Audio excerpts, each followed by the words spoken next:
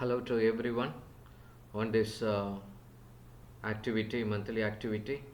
Very happy to see you all through my channel. So today we are going to see about some parameters related with the Hadoop system. So before we have to be go with that Hadoop system, we are going to be analyze why we have need such kind of Hadoop system or that HDFS file system. So before that, what is Lambda architecture, and what is the benefits of that Lambda architecture, and why we have to be go for it, and what is the term of that map reduce, how that map reduce is going to be help in order to handle a huge volume of the data. So all these things we are going to be discussed today. So on this entire episode, we have to be see one by one. So before we have to be analyze or the discuss about that Lambda architecture, we have to be know why we have to go for this kind of architectures like Hadoop file systems in the form of HDFS.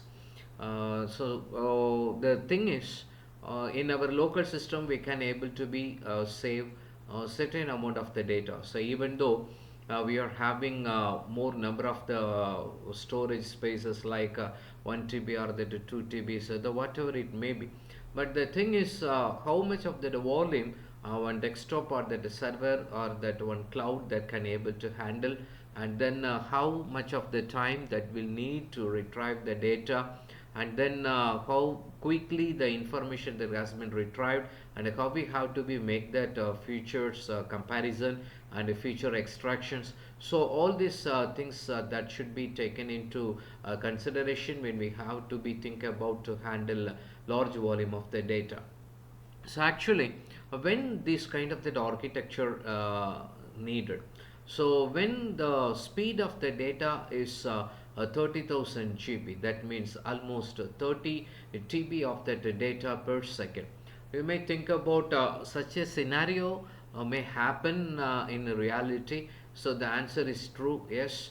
In every home we are having that much of that speed of the data. Now the people are moving towards into the app-based program channels like Hotstar and then Disney, and most of the channels are through happen through by that Wi-Fi connections, that is that networks, and some of them that is the transported through by the satellites like DTH methods.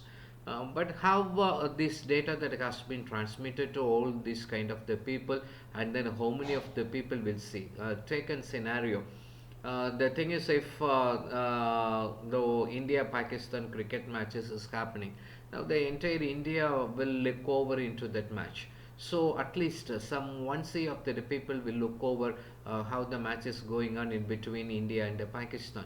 So if that copyrights and then the transmission is with either the Hotstar or the Disney, the people look over into the Hotstar or the Disney, and this 1 crore people have to be served with this much of the data.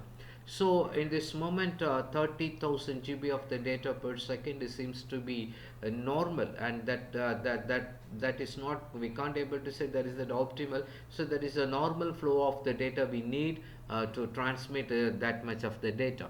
So in a traditional database system, so already we know the Oracle is there, and then PLSQL is there, and then we are having all these things are running under that Windows system. So Windows is having that file structure of the NTFS.